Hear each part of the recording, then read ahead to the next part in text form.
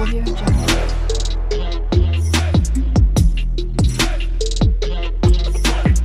Audio Jungle. Hello friend, welcome back to my channel. তো তোমরা সবাই কেমন আছো? আশা করি তোমরা সবাই ভালোই আছো। তো আমি আবার একটা নতুন রেসিপি নিয়ে চলে এসেছি, সিম্পল রেসিপি। তো তবে আমাকে এই রেসিপিটা ভালো লাগে, তো ভাবলাম তোমাদের সাথে শেয়ার করি। তো আজকে আমি যে রেসিপিটা বানাবো, এটা তো এই মাছটাকে এখানে বাছা মাছ বলেই আমরা জানি, চিনি। তো এই মাছটার আমি আজকে রেসিপি বানাবো। তো তোমরা এই মাছটাকে কী নামে চিনো আমাকে একটু কমেন্ট করে জানিও। তো অনেক জায়গায় অনেক রকমের নাম বলে, তো তাই তোমাদের কাছ থেকে আমার জানার ইচ্ছা রইল যে এই মাছটাকে কি বলে। তো চলো আজকে রেসিপিটা শুরু করি। এই দেখো, বাছা মাছগুলো ভালো করে ধুয়ে নিয়েছি। আর মাছগুলো আমি কাটিনি, আমাদের এখান থেকে মাছ কেটেই নিয়ে আসে। তো এরকম করে ওরাই কেটে দিয়েছে। তো এটাকে আমি নুন আর হলুদ দিয়ে ম্যারিনেট করে রেখে দেব।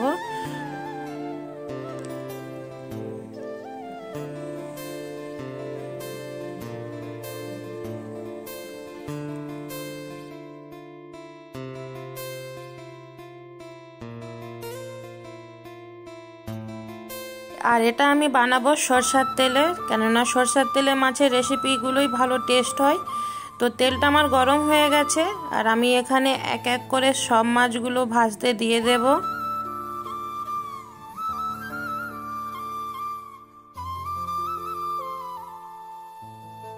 দেখো, মাছের আমার এক পিঠগুলো ভাজা হয়ে গেছে, আরেক পিঠগুলো উল্টি দেব। আর হচ্ছে মাছগুলো আমি ভালো করে মচমচা করে ভেজে নেব।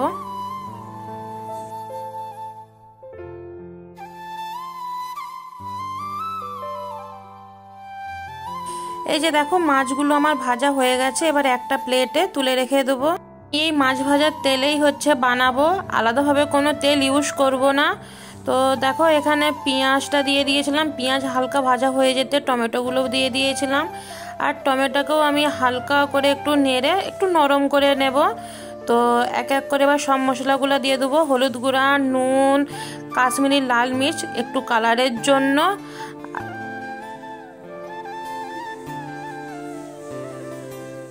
দেখো, আমার এখানে মশলাটাও ভালোভাবে কষানো হয়ে গেছে, তো জল দিয়ে দেবো।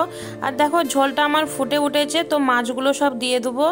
আর এখানে আমি একটা মশলা তৈরি করব, তার জন্য সাদা সরষা, কালো সরষা, পোস্ত নিয়েছি। আর তার সাথে কাঁচা লঙ্কা দিয়েছি, যাতে তিতা না হয় একটু নুন দিয়ে দিলাম। আর এর সাথে একটু মশলাটা ঘুরিয়ে তো জল দিয়ে মশলাটা আমি পিষে নিলাম। দেখো, মিক্সিতে বেশ ভালোভাবেই আমার মশলাটা পিষা হয়ে গেছে।